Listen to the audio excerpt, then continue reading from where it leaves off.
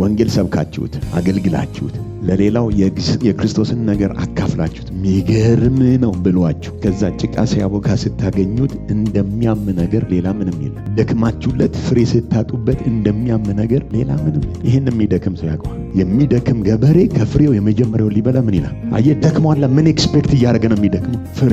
በተመሳሳይ በቅዱሳን ልብ ውስጥ አገልጋይ ምን ኤክስፔክት ያደርጋል? ሲሰራ ሲያገለግል ፍሬ ማፍራት ነው ፍቃድ። አንተ ራስህ እንዲህ አልነበርኩም ብለህ ለውጥህ ካንተ ባለፈ ሌሎች እየመሰከሩ ውጤታማ የሆነ ፍሬ እንናፍቃለን እንጂ ጥቅስ እኮ እንድናቀር የምናጠናው እኮ ህይወት እንዲበዛልን፣ ሰላም እንዲበዛልን፣ ጸጋ እንዲበዛ እንዲትረፈረፍ እኮ።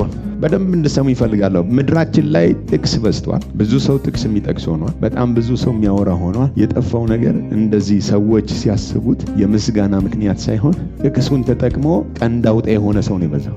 ተዋጊ በሬ ልክ አይደለም፣ ልክ ነው። ዳኛ ይሆናል አንተ ነው። እምነት ነው አንተ ውስጥ መብዛት ያለው።